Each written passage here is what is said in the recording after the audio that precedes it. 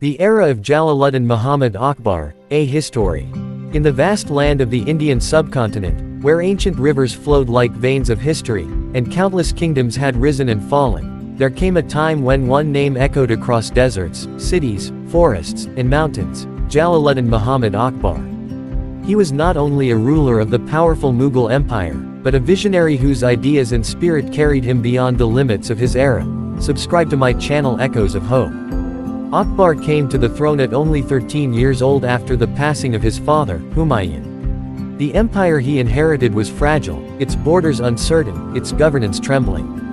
But the young emperor possessed a strong mind, a brave heart, and a hunger to understand the world. With time, he became known not merely for his conquests, but for his wisdom, justice, and ability to win people's loyalty, not through fear, but through respect.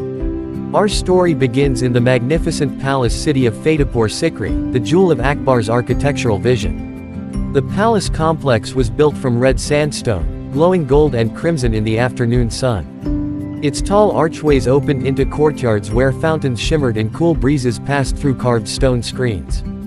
The palace reflected both power and peace, like the king who lived within it.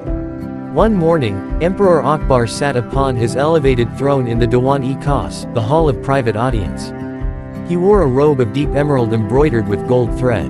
Beside him stood his trusted advisor and dear friend, Birbal, a man known across the land for his quick wit and gentle wisdom. Akbar's gaze was thoughtful, as though his mind wandered far beyond the palace walls. "Birbal," he said slowly, "tell me, what is the most difficult task for a king?" Birbal smiled softly, bowing with grace. "My emperor," he replied, "to conquer a land is not difficult. To conquer the hearts of the people, that is the true challenge." Akbar nodded. It was a truth he felt deeply. The land he ruled was vast and diverse: Muslims, Hindus, Sikhs, Christians, Persians, Afghans, Rajputs, all living under the same sky. Yet traditions, customs, and beliefs often stood like walls between them. Akbar dreamed of unity, of harmony, where people would not judge each other by faith or birth, but by character and humanity. Inspired by this dream, Akbar began to hold gatherings in his palace where scholars of different religions discussed philosophy and ethics. He encouraged learning, conversation, and tolerance. Over time, he formed a new spiritual philosophy called Din-i-Ilahi, which aimed to bring together moral teachings from various faiths into a message of peace, respect, and unity. While not everyone accepted this new idea, especially some religious scholars, it revealed Akbar's sincerity in building a society grounded in compassion rather than division. Yet Akbar knew that to truly rule justly, he needed to understand the lives of ordinary people. So, he began traveling disguised in simple clothing, walking among farmers, merchants, travelers, and villagers. He listened to their joys and their sorrows, their complaints and hopes. One day, word reached the palace that a village several miles away was suffering from severe drought. Wells had dried up, crops had failed, and livestock were dying. Families were hungry and desperate. Akbar immediately ordered preparation to visit the village. But instead of arriving with royal procession and soldiers, he again dressed as a common traveler, taking only Birbal with him. When they reached the village, they saw the suffering with their own eyes. Dust filled the air. The fields were cracked like broken pottery. The villagers sat beneath withered trees, faces weary and sunburned. An elderly woman approached Akbar, unaware of his true identity. Her clothes were worn, her hands rough, but her eyes held strength. "Son," she said, her voice trembling with frustration and grief, "we have tried to send word to the officials many times. But they ask for bribes before they will even listen. How can the poor pay bribes? So, we suffer." Akbar felt a weight settle in his chest. He had always believed that justice must reach every corner of his empire, but here, it had failed. He looked at the woman and spoke softly.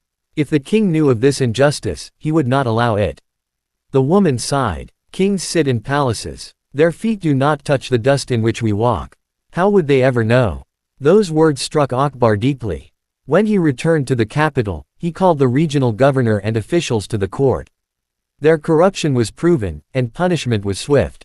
New honest overseers were appointed, and Akbar personally ordered the digging of a deep well, the construction of irrigation channels, and the distribution of grain and seeds to restore the village's livelihood. Months passed. The land slowly returned to life. Wheat swayed gently in the breeze, children played again, and laughter returned to doorsteps. One day, the same old woman traveled to the palace gates. This time she knew exactly who the young man had been. When she was brought before Akbar, she bowed with tears in her eyes. "You are not just a king," she said softly. "You are a guardian, a father to your people."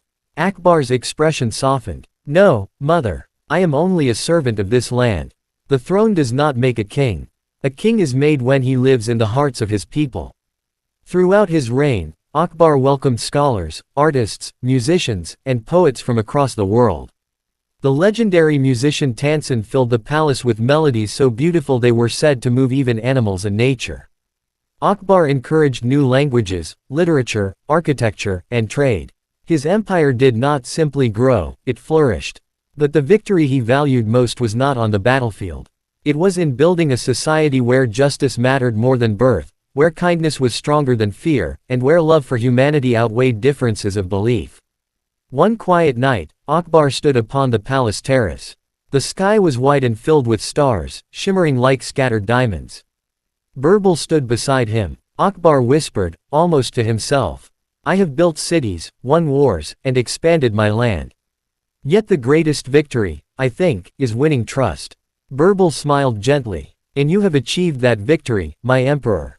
Thus, history remembers Jalaluddin Muhammad Akbar not only as a powerful ruler, but as a leader of wisdom, fairness, and vision. His legacy lived in the hearts of the people, where true kingship resides. If you'd like, I can now subscribe to my channel Echoes of Hope.